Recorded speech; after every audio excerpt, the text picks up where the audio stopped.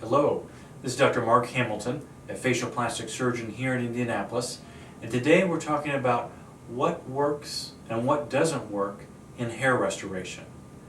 Now, 80 million men and women in the United States suffer from hair loss, so this is a huge problem. And in no area of cosmetic medicine is there more pseudoscience and different offerings that a lot of them don't work.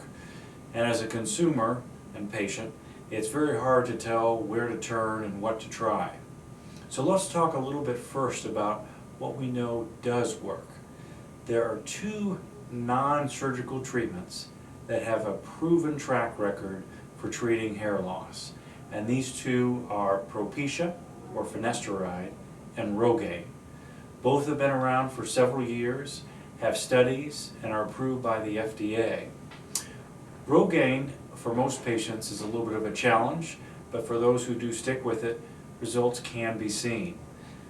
My favorite is Propecia, or finasteride, which is a tablet that you take every day.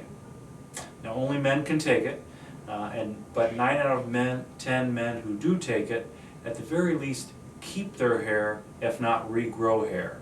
So some really proven results. So what are some things that maybe don't have a lot of science behind them, but may work?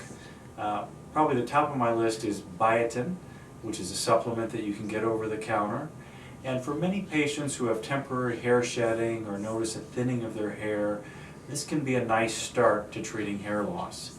Fairly easy to take, and although there aren't great studies with it, I have noted patients who have seen some real nice improvement with it.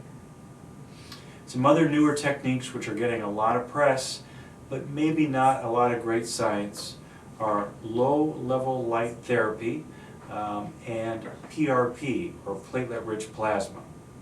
Now here at this office we've been using light therapy for some time, and we do see some patients have responded, but others don't.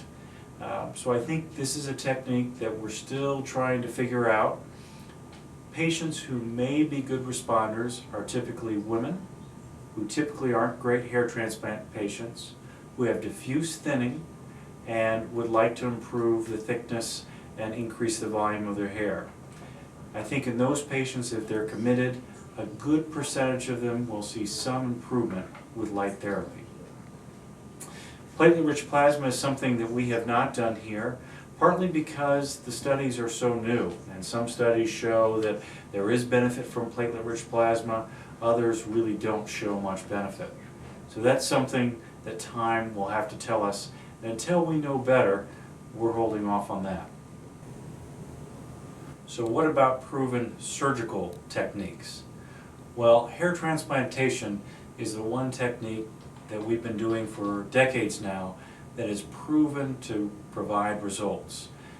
When we do a hair transplantation, 90% of the grafts that we transplant will take and not provide just a short-term correction, but a long-term permanent improvement in a patient's hair loss.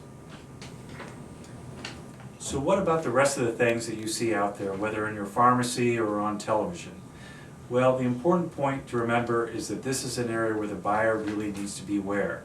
There's not much science beyond the things that we've already talked about, and the shampoos, conditioners, lotions, and potions that you see out there probably really aren't proven. The best thing to do is talk to your hair transplant surgeon about an item that you see and see what they think, or your dermatologist or family physician. This has been Dr. Mark Hamilton talking about what works and doesn't work in hair restoration.